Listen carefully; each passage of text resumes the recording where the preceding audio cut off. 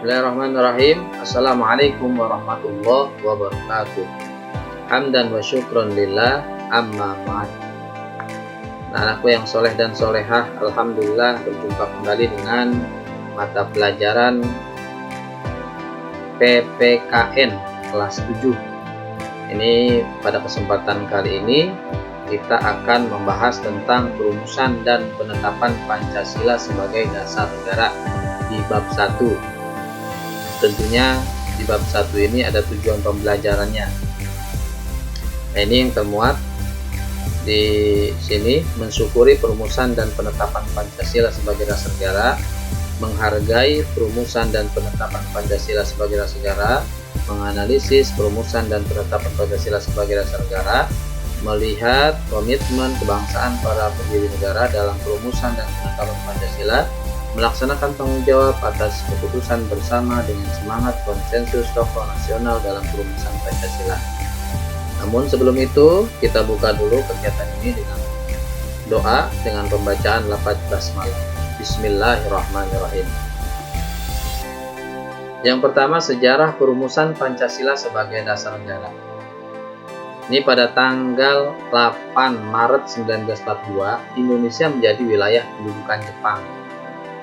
Kita tahu bahwa sebelum Jepang ada Belanda menguasai tanah air kita. Maka lambat laun merangsek Jepang ke wilayah kita. Akhirnya Belanda mundur, dikuasailah oleh Jepang dengan semboyannya yang cantik, yang manis ya. Semboyannya Jepang Cahaya Asia, Jepang Pelindung Asia, Jepang Pemimpin Asia. Pada saat itu negara kita sedang terpuruk, kemudian ada wilayah atau negara yang punya semboyan menjanjikan buat negara kita. Akhirnya dengan tidak susah payah Jepang masuk ke Indonesia. Maka pada tanggal 8 Maret 1942 Indonesia menjadi wilayah pendudukan Jepang. Kalau diibaratkan di dalam buku itu, lepas dari mulut harimau masuk ke mulut buaya. Lepas dari penjajahan Belanda masuk ke penjajahan Jepang. Tidak enak semuanya. Nah, pada tanggal 1 Maret 1945 ini diumumkan pembentukan Badan Penyelidik Usaha Persiapan Kemerdekaan Indonesia sebagai janji kemerdekaan dari Jepang. Ini Jepang minta kakinya ya, menjanjikan kemerdekaan dengan bentuk yang namanya BPUPKI. Maka karena buatan Jepang, ini BPUPKI ini punya bahasa Jepangnya, Dokuritsu Junbi Chosakai ya. Nah, kemudian BPUPKI ini ada 2 kali sidang resmi dan sidang tidak resmi. Sidang resminya dihadiri oleh 62 dari Indonesia, 7 dari Jepang sebagai keanggotaan BPUPKI. Ini terjadi pada tanggal 29 Mei sampai dengan 1 Juni 1945. Nah, pada sidang ini dibahas tentang dasar negara, membahas tentang dasar negara. Yang menjadi ketua dari BPUPKI, KRT Raciman Widyodingrat, ini selaku ketua sidang menyatakan perlunya suatu dasar negara. Selanjutnya beberapa anggota sidang menyampaikan pendapatnya tentang perumusan dasar negara. Pada sidang pertama ya, 29 Mei sampai 1 Juli 1945. Nah, beberapa perumus dasar negara diantaranya ada Muhammad Yamin. Menurutnya ini terdiri dari 5 unsur dasar yang akan merdeka. Di antaranya pri kebangsaan, pri kemanusiaan, pri ketuhanan, pri kerakyatan, dan kesejahteraan. Ini sebenarnya secara lisan ya, karena Muhammad Yamin ini nanti menyampaikan secara lisan dan secara tertulis. Agak berbeda. Yang tertulis 5 poin juga, yang tulisan 5 poin juga. Ini ya. Kemudian Rumusan yang kedua ini disampaikan oleh Supomo. Sama 5 unsur dasar yang akan merdeka, yaitu persatuan, kekeluargaan, keseimbangan lahir dan batin, keadilan rakyat, dan musyawarah. Ini menurut Supomo. Kemudian menurut Soekarno, ya, rumusannya ini terdiri dari 5 unsur landasan kemerdekaan, diantaranya nasionalisme kebangsaan, internasionalisme dan kemanusiaan, mufakat atau demokrasi, kesejahteraan sosial, ketuhanan yang Maha Esa. Ini menurut rumusan Insinyur Soekarno. Nah, pada sidang BPUPKI pertama, ini di akhir sidang BPUPKI pertama, KRT Raciman Widyodiningrat selaku ketua membentuk panitia 9 yang nanti panitia 9 ini menghasilkan rancangan Piagam Jakarta. Panitia 9 melaporkan hasil rumusan dasar negara pada saat sidang BPUPKI kedua. Jadi panitia kecil ini 8 anggota, 1 ketua, ini melaporkan hasil rumusan dasar negara pada saat sidang BPUPKI kedua dilakukan.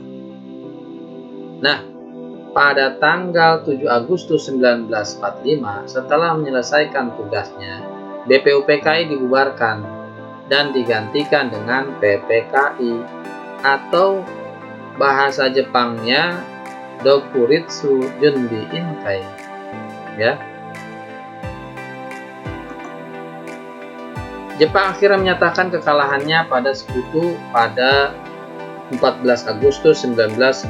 Hal ini terjadi setelah 2 kotanya dijatuhi bom atom. Nah, yang tergolong negara sekutu ini di dalamnya ada Inggris, ada Amerika, ada Belanda. Akhirnya beberapa wilayah kekuasaan Jepang mulai dikuasai kembali oleh sekutu, sampai-sampai 2 wilayah besarnya Jepang itu dijatuhi bom atom, ya, pada tanggal 14 Agustus menyatakan kekalahannya kepada sekutu Jepang, ya. Kekalahan Jepang tersebut ternyata diketahui oleh golongan muda nih. Mereka kemudian menginginkan kemerdekaan diproklamasikan secepatnya. Biasanya kalau golongan muda itu girohnya, himahnya, semangatnya luar biasa ya. Kayaknya buru-buru saja, lagi bisa seperti itu. Tetapi tentunya kalau golongan tua itu berpikir ulang dulu, ya, sekiranya bisa dilakukan atau tidak, lebih besar mana manfaat sama madaratnya, kerusakannya, ya, artinya kerugiannya, tepat nggak waktunya, ya. Nah, 18 Agustus 1945 yang tadi ya, PPKI menggelar sidang. Salah satu hasil sidang PPKI yaitu mengesahkan Pancasila sebagai dasar negara. Sekali lagi, salah satu hasil daripada sidang PPKI pada tanggal 18 Agustus mengesahkan Pancasila sebagai dasar negara. Ya, dari rumusan-rumusan tadi tuh para perumus negara ada Muhammad Yamin, ada Supomo, dan Insinyur Soekarno. Komitmen para perumus dasar negara yang tiga tadi adalah suatu bentuk ikrar untuk merumuskan dasar negara dengan sebaik-baiknya, bukan mengatasnamakan pribadinya, golongannya, melainkan atas nama bangsa Indonesia. Maka berkomitmen, berikrar untuk merumuskan dasar negara dengan sebaik-baiknya. Nah, ini ya komitmennya, komitmen para pendiri negara dalam perumusan dan penetapan Pancasila sebagai dasar negara. Nah, saat ini ketika Indonesia telah merdeka, bentuk komitmen dan perjuangan warga negara lebih kepada upaya memajukan kehidupan masyarakat dalam segala aspek. Ya, makanya terlihat tentunya negara punya tujuan ya, diantaranya mensejahterakan rakyatnya, apalagi masa pandemi sekarang ini ya. Segala upaya dilakukan dalam rangka pemenuhan kebutuhan warga negara Indonesia. Nah, generasi muda perlu menyadari potensi diri dan tanggung jawabnya terhadap kemajuan bangsa.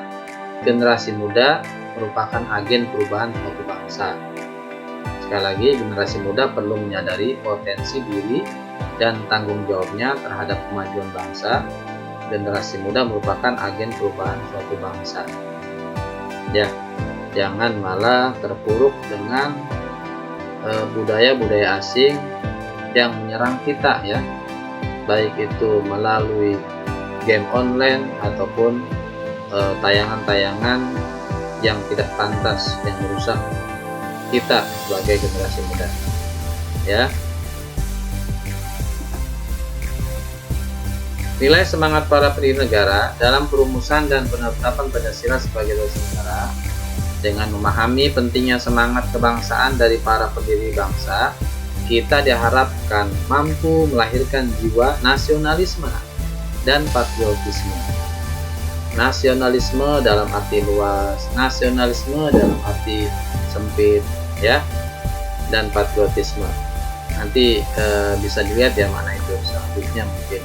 Nah ini ya, nasionalisme adalah paham kebangsaan yang mengandung kesadaran dan semangat cinta tanah air, memiliki rasa kebanggaan sebagai bangsa, atau memelihara kehormatan bangsa.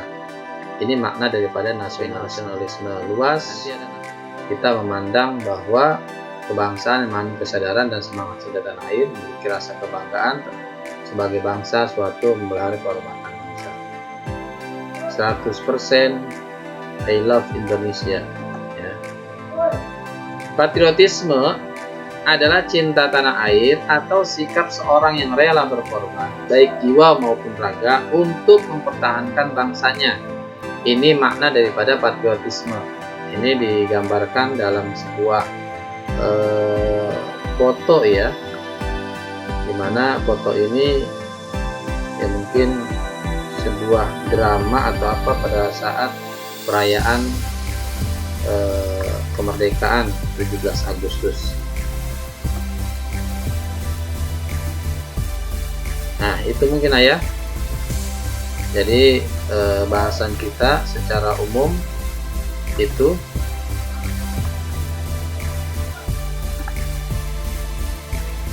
ya, komplitnya sebenarnya ada di buku kamu itu ya,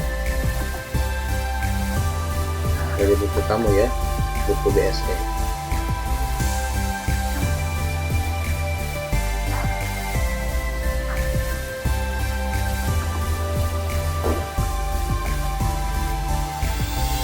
Oke nah ya, jadi secara singkat ini yang kita bahas pada pertemuan di bab 1. Lebih luasnya nanti kamu bisa menggali lagi, mencari lagi, baik di buku paket yang ada ataupun di media massa. Maka media massa kita manfaatkan dengan positif ya, dengan bahasa-bahasa yang baik. Kurang lebihnya mohon maaf, di akhir tutup dengan lafaz hamdalah. Alhamdulillahirabbil alamin. Assalamualaikum warahmatullahi wabarakatuh.